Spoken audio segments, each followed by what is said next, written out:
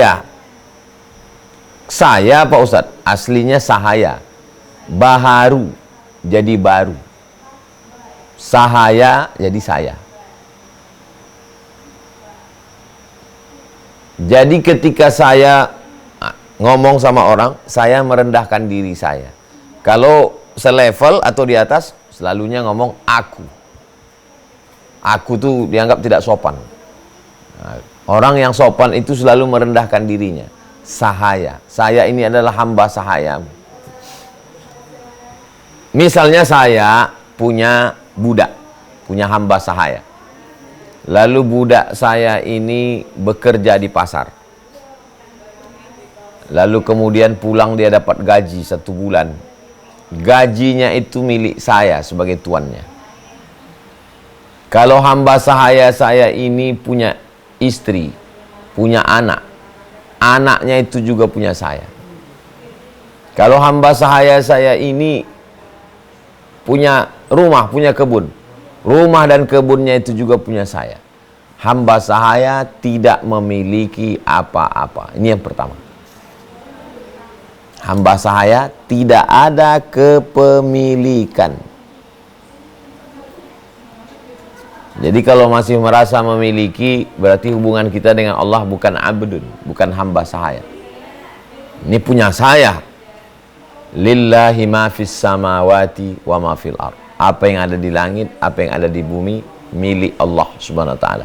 Kepemilikan bukan punya kita. Al-mulku lillah. Kepemilikan, kerajaan, kekuasaan hanya milik Allah Subhanahu wa taala. Ini hubungan sahaya dengan Tuhan.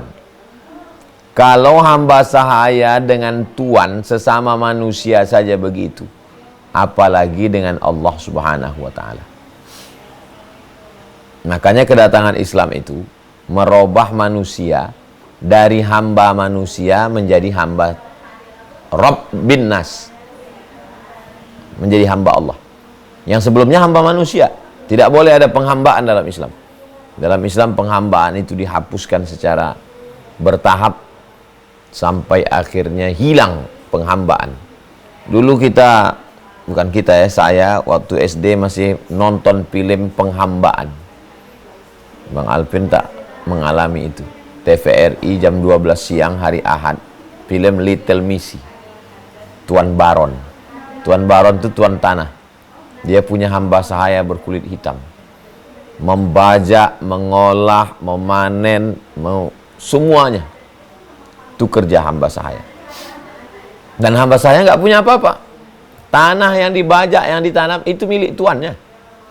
Yang kedua, hamba sahaya tidak punya keputusan apapun. Segala yang memutuskan itu adalah tuannya. Hamba sahaya seperti mayat yang dimandikan orang hidup.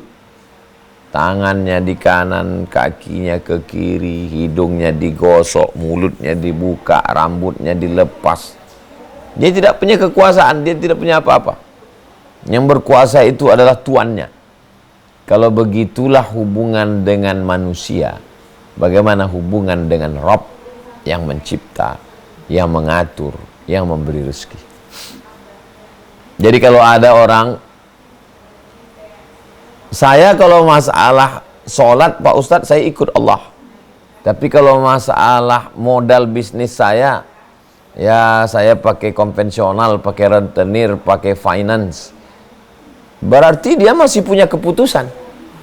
Ada keputusan dia dan ada keputusan Allah. Belum tauhid. Tauhid itu hanya keputusan Allah saja. La ilaha illallah itu bukan hanya beribadah kepada Allah, hanya sholat kepada Allah. Iyyaka na'budu wa iyyaka nasta'in. Selalu dipersempit mana ibadah ini. Iyyaka na'budu, kepadamu kami beribadah.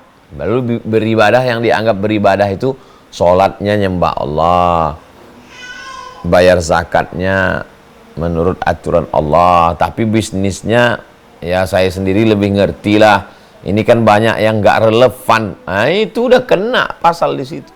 Katanya hamba Allah. Kalau hamba Allah ya semuanya. Menurut saya Ustadz, ini masalah keputusan harta warisan ini kurang relevan ini. Loh, kok bisa dipilah-pilih? Udkhulu fis silmi, masuk ke dalam agama Islam kafah, total. Segala keputusannya kepada Allah. Kalau ada hamba sahaya yang berani berkata, ini keputusan saya, bisa dibunuh sama tuannya. Bagaimana dengan kepada Allah Subhanahu wa ta'ala? Kepemilikan. Nggak ada, hamba sahaya nggak punya, dirinya pun tidak dia miliki. Hamba sahaya tidak memiliki dirinya, dirinya milik tuannya. Hamba sahaya mengatakan, kau hamba sahaya sudah saya jual tadi ke si fulan sebanyak 1000 dinar. Bawa barang-barangmu semua, out, kau tinggal di sana. Dia mesti patuh. Begitu hukum hamba sahaya. Gimana orang bisa jadi hamba sahaya? Pertama, bapaknya hamba. Bapaknya hamba sahaya, anaknya otomatis jadi hamba sahaya. Yang kedua, kalah perang. Kalah perang, ditangkap. Yang ketiga, dijual di pasar budak. Dibeli sama orang kaya, jadi budak. Kita dengan Allah Subhanahu wa ta'ala bukan karena kalah perang. Kita dengan Allah itu bukan karena dibeli. Kita dengan Allah itu memang kita diciptakan Allah Subhanahu wa ta'ala. Aku yang menciptakan kamu, kata Allah Subhanahu wa ta'ala. Ya ayyuhan nasu taqu rabbakumul ladzi khalaqakum. Takutlah kamu kepada Allah yang menciptakan kamu. La ilaha illallah la syarikalah, lahul mulku wa lahul hamdu yuhyi wa yumit wa huwa ala kulli syai'in qadir. Lahul mulku, dia yang berkuasa. Wa lahul hamdu, dia yang layak dipuja-puji. Yuhyi, dia yang menghidupkan. Wa yumit, dia yang mematikan. Wa huwa ala kulli syai'in qadir, dia maha kuasa atas segala sesuatu. Makna ibadah adalah penghambaan. Jadi perlu terjemahnya mungkin nggak usah dirubah, tetap aja beribadah, ibadah. Cuman pemahaman ibadah itu, ibadah ini dipahami orang, ibadah adalah ritual, sholat, zikir, baca Quran. Padahal makna penghambaan adalah semua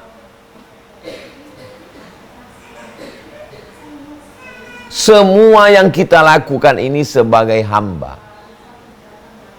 Jelas mana hamba, mana tuannya. Ini sebagian kadang-kadang dia jadi hamba, kadang-kadang dia pula jadi tuannya. Ini bagaimana ini hubungan dengan Allah Subhanahu wa ta'ala bisa begitu? Yang celakanya lagi, dia membuat satu keputusan, lalu dia paksa Tuhan untuk ikut dia. Ketika itu dia yang jadi Tuhan, hamba dia yang jadi Tuhan, Tuhan itu dia suruh jadi hamba. Ini keputusan saya ya Allah, tolong setujui saya. Wah, gawat ini tauhid, rusak ini tauhid orang. Jadi kaji kita malam ini adalah ngaji tauhid ini. Jangan ngatur Rabb karena kamu itu hamba. Salah posisi. Mappingnya, penempatan dirinya nggak betul. Posisikan diri kita sebagai hamba Allah SWT. Kita nggak punya apa-apa. Innallaha ashtara minal mu'minina anfusahum. Innallaha, sesungguhnya Allah, ishtara, sudah membeli, minal mu'minin, dari orang beriman. Apa yang sudah dibeli Allah? Anfusahum wa amwalahum, diri mereka, harta mereka dibeli Allah sudah. Dibeli dengan apa? Bi anna lahumul jannah, dibeli dengan surga. Barang yang sudah dibeli tidak boleh dijual 2 kali. Hanya pengkhianat yang menjual barang 2 kali. Diri Abdul Somad sudah dijual, dan harta Abdul Somad sudah dijual. Kemana menjualnya? Ke Allah. Hal adullukum ala tijaratin tunjikum min adzabin alim. Maukah kamu aku tunjukkan perniagaan yang akan menyelamatkan kamu? Makanya nabi-nabi itu mengaku inni abdullah. Maryam, surat Maryam ayat 30, Nabi Isa alaihissalam. Dia tidak mengaku anak Tuhan, dia tidak mengaku satu bagian dari Tuhan. Dia mengaku inni abdullah, aku adalah hamba Allah. Nabi Muhammad SAW, surat Al-Isra, Bani Israel, subhanalladzi asra bi'abdihi laylan. Maha suci Allah yang sudah memperjalankan bi'abdihi, bukan bi rasulihi, tidak. Bukan bi nabiyihi, tidak. Bukan bi insan, tidak. Subhanalladzi asra bi 'abdihi, hamba. Lalu kemudian siapa orang yang tidak bisa digoda oleh iblis? Illa ibadaka, kecuali hambamu. minhumul mukhlasin. Surat Shad ayat 83. La ughwiyannahum, aku akan bengkokkan jalanmu yang lurus, aku akan goda mereka.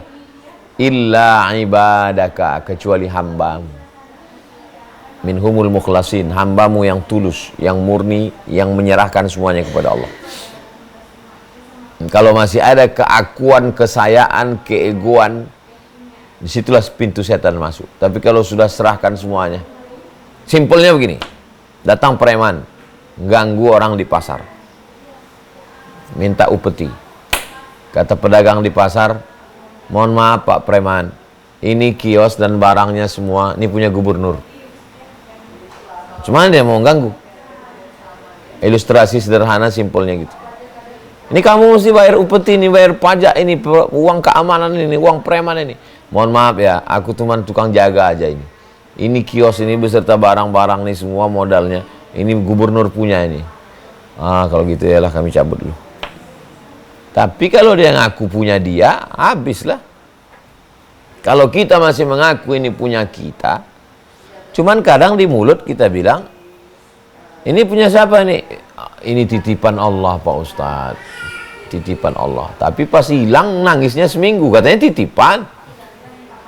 Jadi nggak sesuai antara keyakinan di hati dengan yang di mulut. Kalau memang betul titipan, ya macam tukang parkir itulah. Tukang parkir itu mana pernah bersedih. Jadi iman yang paling murni ya iman tukang parkir. Semua titipan. Mau mobil mahal sampai yang paling murah, ambillah. Bukan aku pemiliknya katanya. Aku cuma jaga aja. Kalau begitulah keyakinan kita, bahwa kita tidak punya kepemilikan dan kita tidak punya keputusan. Yang memiliki kepemilikan dan keputusan hanya Allah Subhanahu wa ta'ala. Kenapa bisa hidup ini kita jadi salah? Ya salah dalam dua hal ini. Kepemilikan kita merasa punya kita, merasa memiliki. Dilantunkan pula itu dalam lagu, aku milikmu dan kau adalah milikku. Habislah.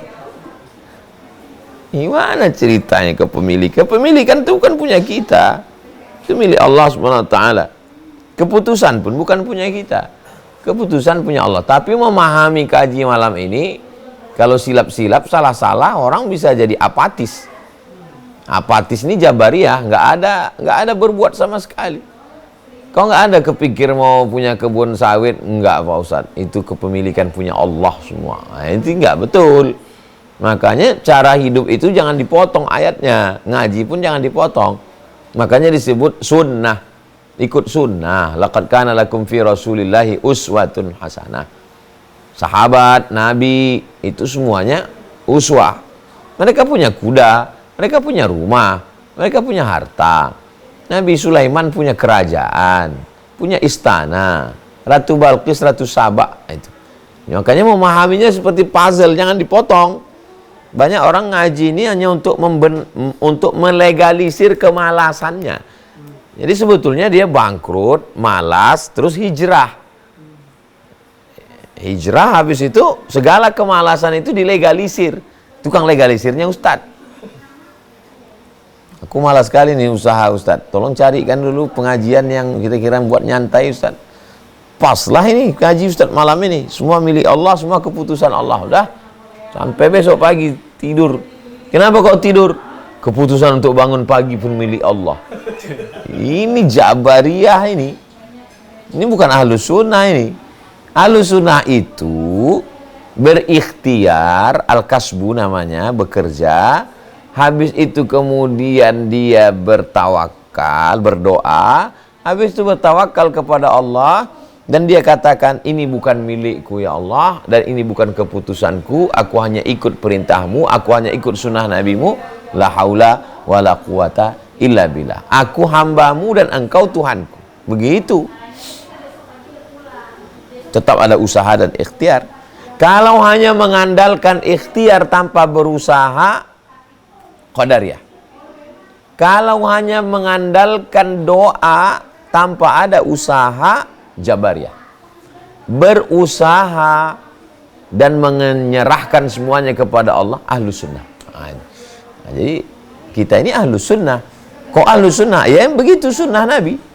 Nabi melaksanakan, Nabi bekerja, Nabi beraktivitas, Nabi berperang membela agama, Nabi ikut dengan para sahabat, sahabat mengikut Nabi, bercocok tanam kurma dan lain sebagainya, berkebun, berdagang, berniaga, lalu kemudian semuanya diserahkan kepada Allah Subhanahu wa taala. Ini milik Allah.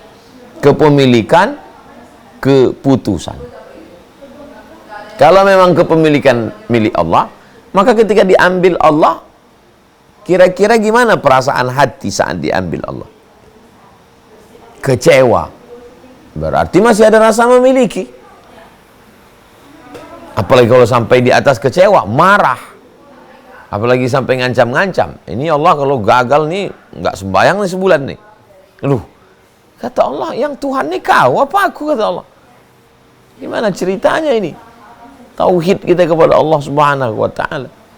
Tolong posisikan diri kita sebagai hamba. Dan Allah adalah Rabb kita.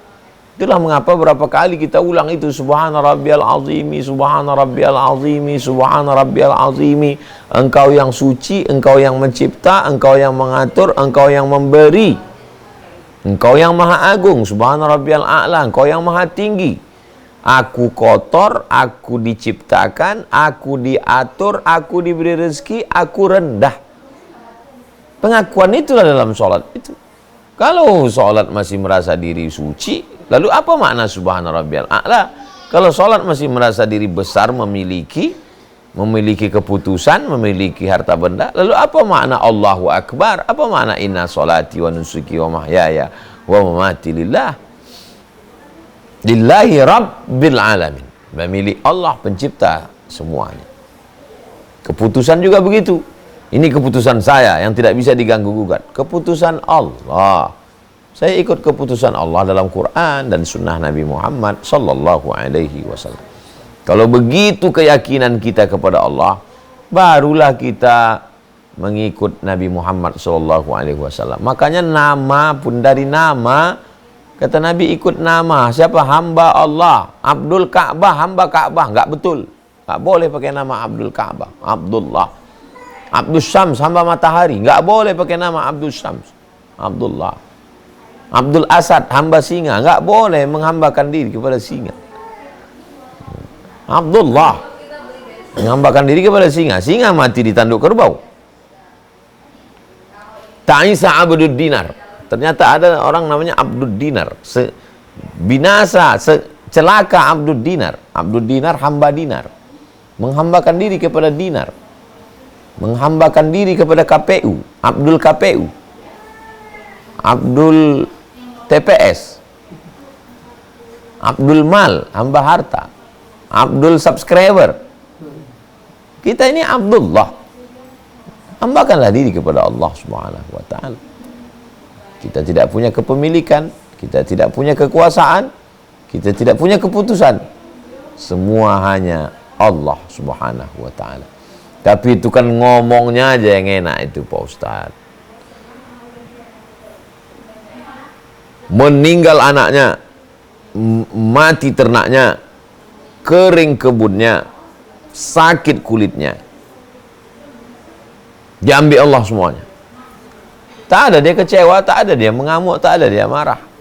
Makanya doa Pak Kua, Allahumma arham bainahuma kama rahimta baina Ayyuba wa rahmah. Ya Allah, buat dua mempelai ini berkasih sayang sebagaimana kasih sayang Ayub dan Siti Rahmah. Kenapa? Karena rahmah begitu juga level hati Rahmah dengan level Ayub. Aku hanya hamba Allah, kata Rahmah, yang diperintah untuk menemanimu Ayub. Waktu dulu kau punya kebun, kau Ayub. Waktu dulu kau punya ternak, kau Ayub. Sekarang kebunmu tak ada, ternakmu tak ada, kau tetap Ayub karena kau hamba Allah. Kau bukan hamba ternak. Jelek kali itu Abdul Baqarah, hamba lembu. Abdul Ghanam, hamba kambing. Abdul Ibil, hamba unta. Kita ini Abdullah, hamba Allah. Kita hanya dititipkan Allah sejenak, dititipkan ruh di dalam jasad, dan Allah ingin kita menuhankan dia, bukan menuhankan diri kita sendiri. Afamanittakhadha ilahahu hawah ada manusia yang menjadikan hawa nafsunya sebagai Tuhannya. Makanya puncaknya kalau kita lulus ujian penghambaan ini, kita dipanggil Allah untuk menyatu dengan hamba-hambanya, menyatu bersama dengan Abdullah Isa bersama dengan Abdullah Muhammad SAW. Ya ayyatuhan nafsul mutmainnah, irji'i ila rabbiki radiyatan mardiyah fadkhuli fi ibadi. Ini hambaku ini hambaku namanya Isa, ini hambaku namanya Musa, ini hambaku namanya Ibrahim, ini hambaku namanya Muhammad SAW, ini hambaku namanya Syekh Abdul Qadir Al-Jilani. Ini, kau sekarang di sini. Setelah lulus, fadkhuli fi ibadi, masuklah engkau bersama hamba-hambaku, karena kau sudah lulus menjadi hamba Allah. Wadkhuli jannati, dan hadiahnya masuklah ke dalam surgaku, karena yang masuk ke dalam surgaku hanya hambaku saja. Hamba dunia, hamba harta, hamba kuasa, hamba wanita, apalagi kalau sampai abduz zaujah, hamba istri, na'udzubillah, maka dia tidak layak. Nah, jadi judul malam ini ngeri-ngeri sedap ini, lebih banyak ngerinya daripada sedapnya. Jangan ngatur Rob, kamu itu hanya hamba. Jadi kalau begitu keputusannya, berdoanya gimana Pak Ustadz? Ya berdoanya tetap minta. Ya Allah, aku mau usaha, mau dagang, mau kebun, mau ternak, tapi ini sesuai perintahmu, karena engkau yang memerintahkan untuk cari rezeki ini ya Allah. Kalau dapat nanti bayar zakat, infak, sedekah untuk kebutuhan keluarga. Kalau dapat aku akan menjadi aku mohon supaya kau jadikan aku hambamu yang bersyukur. Kalau tidak dapat, berikan aku kekuatan kesabaran. Jadi dengan menyertakan Allah dalam setiap gerak langkah kita, membuat kita menjadi tawadhu, rendah hati. Menyertakan Allah dalam setiap keputusan kita, membuat kita menjadi orang yang ghina, berkecukupan. Menyertakan Allah dalam setiap tindak tanduk kita, membuat kita menjadi yang mutmainnah, menjadi ketenangan. Kenapa? Karena kita tidak sendirian. Kita selalu bersama dengan Allah Subhanahu wa taala. Di dalam pesawat, dindingnya besi, pakai mesin, ada pilotnya, lalu ada satu penumpang yang memeluk tas laptopnya. Kata pramugari, letakkan aja di atas, Pak, aman. Enggak, ini kalau cerita enggak aman, jangankan laptopnya, dia pun tak aman. Kalau masuk pesawat itu ke awan, mengalami turbulensi, jatuh ke bawah, dia merasa mengamankan laptopnya, sedangkan diri dia pun tak aman. Tapi kalau cerita aman, ini sudah aman. Jadi kalau orang di dalam pesawat saja merasa aman, lalu kenapa kita di dalam pesawat yang alam semesta lebih besar ini tidak merasa aman? Berarti kita lebih bertauhid kepada pilot dan pramugari daripada bertauhid kepada Allah. Abdul pilot lah kita ini, bukan hamba Allah. Kalau hamba Allah, yang menenangkan diri kepada Allah. Kenapa kau hamba sahaya tenang? Aku tenang karena Tuanku kaya. Aku tenang karena Tuanku hebat. Aku tenang karena Tuanku adalah kepala suku. Siapa yang mengganggu aku? Tuanku kepala suku. Kalau berlindung di bawah ketiak Tuan, kekuasaan Tuan yang manusia, begitu tenangnya dia. Kenapa berlindung di bawah kekuasaan Allah malah gelisah? Berarti bermasalah tauhid kita. Saya tidak sedang menceramahi jamaah, saya sedang menceramahi diri saya. Berarti kau bermasalah, Abdul Somad. Bermasalah tauhid kau dengan Allah SWT. Jadi saya kalau tausiah itu lebih kepada ke diri saya. Saya hunjamkan itu berkali-kali ke diri saya. Berarti tauhid kau ini belum betul, Abdul Somad. Masih ada kepemilikan, masih ada keputusan. Kepemilikan milik Allah, keputusan milik Allah. Ternyata ngomong jauh dengan Bang Alvin ini dengan ngomong dekat lebih cepat terasa dekat. Udah jam 20.43. Kita lanjutkan dalam dialog. Saya sudah jelaskan ayatnya. Kemudian apa makna Rabb, apa makna hamba. Kemudian dua yang paling urgen, kepemilikan dan keputusan. Karena disitulah banyak orang menyalahkan diri. Banyak orang sedih dan takut akibat dari salah memahami kepemilikan dan keputusan. Salah aku memutuskan, salah aku, ini milikku ini. Itu yang membuat orang terlampau dalam kesedihan. Semakin kuat rasa memiliki, maka semakin sedih saat dia hilang. Semakin dalam rasa memiliki, maka semakin takut kehilangan. Nah, itu maka serahkan kepada Allah. Demikian kita lanjut dalam interaktif. Demikian Bang Alvin. Allahu a'lam. Baik, Assalamualaikum. Alhamdulillah Bapak Ibu, kita akan masuk ke sesi tanya jawab. Sebelum nanti masuk ke sesi tanya jawab yang ada di Zoom, mungkin yang pertama ini Ustaz. Mungkin pertanyaan ini sering banget Ustaz ya. Iya. Berulang kali ditanyakan, tapi nggak apa-apa supaya melekat. Ustaz, saya tuh sudah sholat, saya tuh sudah sedekah, sudah tahajud. Kenapa sih proyek ini kok nggak masuk ke saya? Kenapa sih kok perempuan itu nggak mau nikah sama saya? Yeah. Kenapa sih? Apakah itu termasuk mengatur Rabb juga gitu, Ustaz? Mohon terang. Ini terkait dengan keputusan. Ada seorang perempuan mau kita pinang. Kita sudah ta'aruf, sudah dibawa ustadz, sudah tahajud, sudah istikharah. Ternyata entah dia tak mau, entah bapaknya menolak, entah banyaklah, akhirnya tak jadi. Lalu kemudian kalau kita tauhidnya keputusan itu milik Allah, ya bagi kita banyak perempuan lain. Tapi kalau kita udah memutuskan mesti dengan ini, itu berefek ke doanya nanti. Ya Allah, kalau dia memang bukan jodohku, jadikan dia jodohku. Kalau jodohnya sudah ada, matikan dia. Nah, itu kan. Malaikat pun yang membawakan doa ini, aduh kacau kali ini kata malaikat. Jadi, salah kita berpikir, akhirnya salah ngomong. Salah berbuat, berawal dari kesalahan berpikir. Islam itu datang meluruskan cara berpikir. Cara berpakaian diluruskan Islam.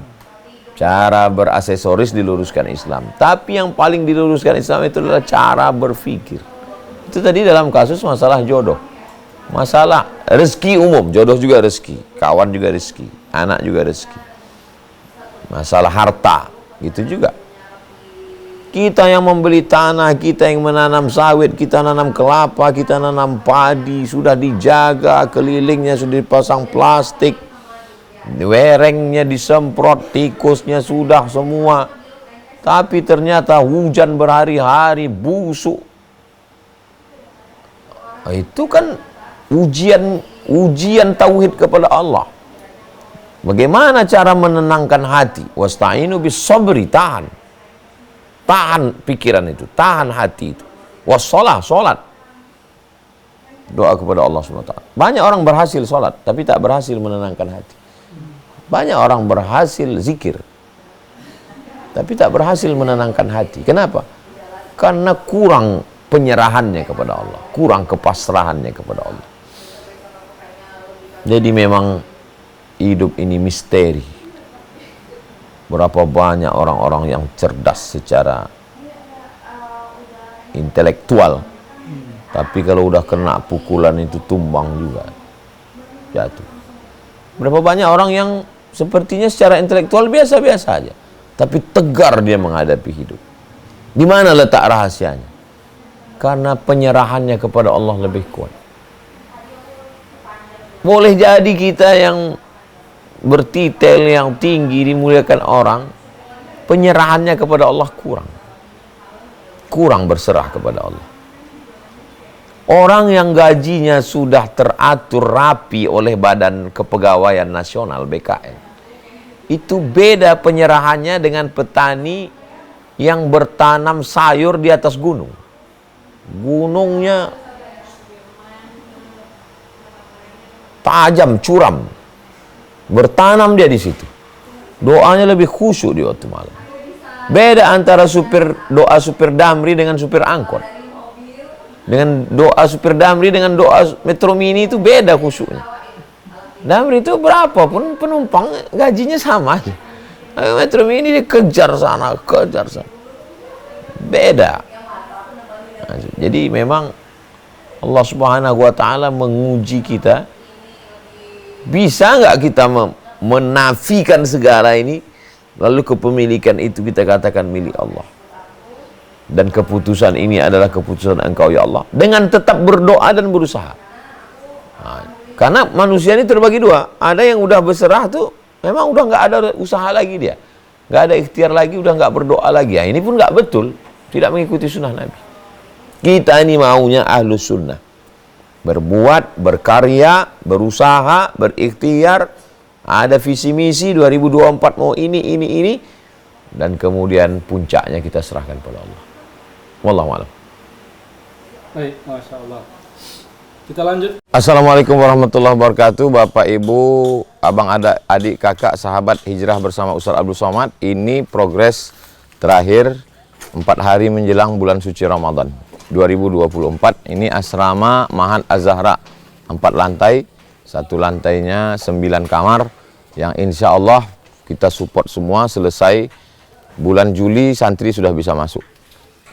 Mudah-mudahan dengan keberkahan Ramadan, dengan doa kita semua, anak-anak sudah bisa belajar, pahalanya mengalir ke almarhumah orang tua kita, menjadi amal jariah buat kita semua insya Allah. Selamat menunaikan ibadah puasa Ramadan 1445 Hijrah untuk semua Bapak, Ibu, abang, kakak, adik, sahabat hijrah bersama Ustaz Abdul Somad. Barakallahu fikum. Wassalamualaikum warahmatullahi wabarakatuh.